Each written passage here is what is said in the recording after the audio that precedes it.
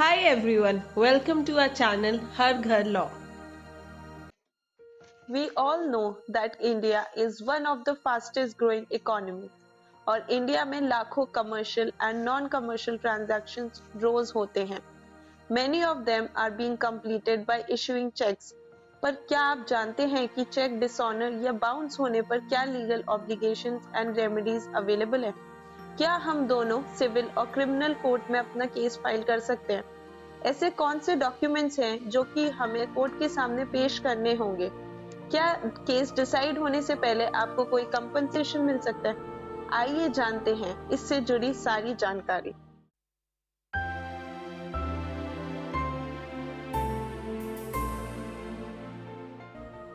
Section 13 of negotiable instruments act 1881 के according check, promissory note और bill of exchange को negotiable instruments माना गया है, जो कि एक डॉक्यूमेंट होता है जिसको इशू करने वाला पर्सन ये गारंटी देता है कि इस डॉक्यूमेंट में मेंशन्ड पर्सन को या इस डॉक्यूमेंट के बियरर को so and so amount future में पे करेगा।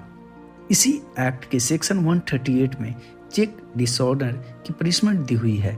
अगर कोई पर्सन डिसऑनर ऑफ चेक के लिए कोर्ट द्वारा गिल्टी पाया जाता है तो उसे 2 साल इम्प्रिजनमेंट या फाइन या दोनों की सजा हो सकती है। फाइन का अमाउंट चेक के अमाउंट का डबल हो सकता है।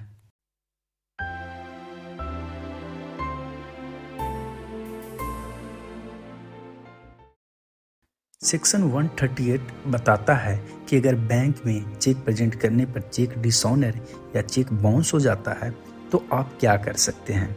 आप नेगोशिएबल इंस्ट्रूमेंट एक्ट के अंदर क्रिमिनल कंप्लेन फाइल कर सकते हैं, पर आपको कुछ कंडीशंस सेटिस्फाई करना होगा, जैसे कि first, there should be a draw that draws the cheque. Second, the cheque drawn should be in discharge of some liability.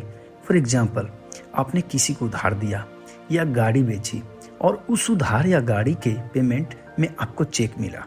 Third, presentation of the cheque to the drawee bank. Fourth, the check returned by the bank unpaid on account of insufficient funds। मतलब जैसे आपने खुद के bank में check present किया तो cheque bounce हो गया और बैंक ने ये रीजन दिया कि अकाउंट में इनसफिशिएंट बैलेंस या अकाउंट क्लोज हो चुका है या anything etcetera. Fifth point, the cheque should be presented within 6 months from the date on which it was drawn और within the period of its validity which varies earlier. यहाँ ध्यान रखने वाली बात यह है कि लीगल एक्शन लेने के लिए सिर्फ चेक बाउंस होना सफिशिएंट नहीं है। आपको एक लीगल नोटिस ड्रॉअर को सेंड करना होगा जिसमें ड्रॉअर को चेक डिसऑनर होने की बात बताई जाएगी और रीजनेबल अपॉर्चुनिटी दिया जाएगा कि वो जल्द से जल्द पेमेंट क्लियर कराए। अगर ड्रॉअर नोटिस रिसीव होने के 15 डेज के अंदर वो पूरी पेमेंट क्लियर नहीं करा पाता है तो आपका राइट बनता है कि आप कोर्ट में कंप्लेन फाइल करें।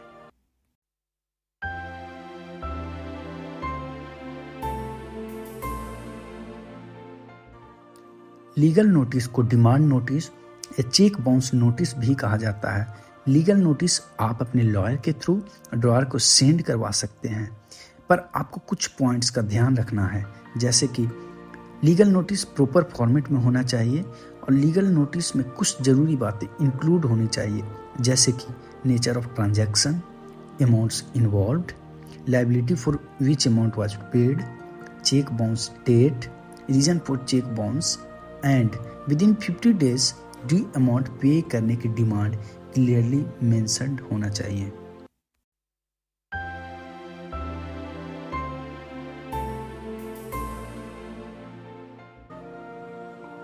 लीगल नोटिस भेजने के 15 डेज के अंदर पेमेंट क्लियर ना होने पर आप सिविल सूट या क्रिमिनल कंप्लेन या दोनों कर सकते हैं।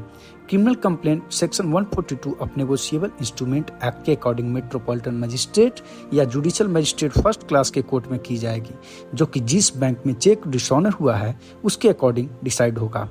सिविल प्रोसीजर कोड के अकॉर्डिंग अलग से एक मनी रिकवरी का सिविल सूट फाइल कर सकते हैं या summary suit under order 37।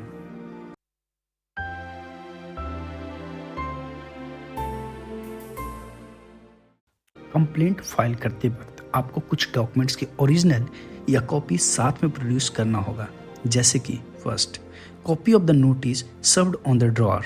Second, proof of service of notice, either courier receipt or registered post receipt.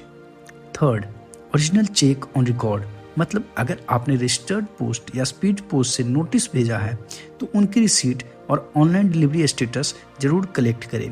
Fourth, cheque return memo issued by the banker to the drawer, मतलब bank ने cheque dishonour होने पर जो receipt दिया है उसे भी collect करें. ध्यान रहे कि कंप्लेंट फाइल करने से पहले आप इन सभी डॉक्यूमेंट्स को कलेक्ट कर लें, क्योंकि कोर्ट इन डॉक्यूमेंट्स को पहले हियरिंग में वेरीफाई करेगी.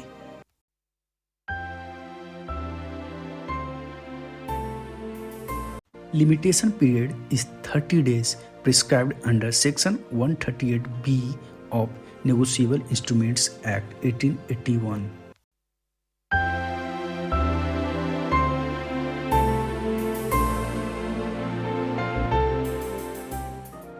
यस, आप ऐसा कर सकते हैं. 2018 में हुए अमेंडमेंट के बाद सेक्शन 143A के अकॉर्डिंग कोर्ट के पास डिस्क्रिशन है कि वो आपको इंटरिम कंपनसेशन दिलवा सकता है फ्रॉम द अपोजिट पार्टी. ये compensation maximum 20% of the cheque amount हो सकता है, पर ध्यान रखें कि अगर कोर्ट का डिसीजन आपके फेवर में नहीं जाता है तो आपको जो इंटरिम कंपनसेशन मिला था उसे इंटरेस्ट के साथ वापस करना पड़ेगा. तो अब हम जान चुके हैं कि चेक से होने वाले ट्रांजैक्शन नेगोशिएबल इंस्ट्रूमेंट एक्ट के अंडर प्रोटेक्टेड हैं और आप चेक बाउंस होने पर लीगल रेमेडीज अवेल कर सकते हैं. ध्यान रखें कि कोर्ट एक्सपेक्ट करती है कि आप अपने कंप्लेंट के साथ सारे रेलेवेंट डॉक्यूमेंट्स प्रोड्यूस करें और लिमिटेशन पीरियड में करें ताकि कोर्ट को डिसीजन लेने में आसानी हो. Thank you so much for watching. Kindly like, comment, share and subscribe.